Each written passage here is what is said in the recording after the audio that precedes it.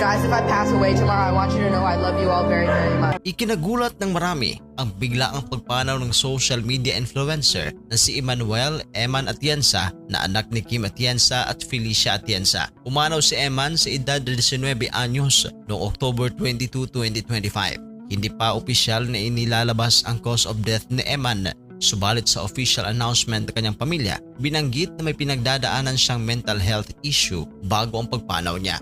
Ibinalita na rin ng mga malalaking news outlets sa ibang bansa na natagpuang walang buhay si Eman sa kanyang bahay na tinutuluyan sa Los Angeles, California na nakabitin o nagbigti. Nabatid na 12 years old pa lang ito ay sumailalim siya sa treatment dahil sa kanyang mental issue.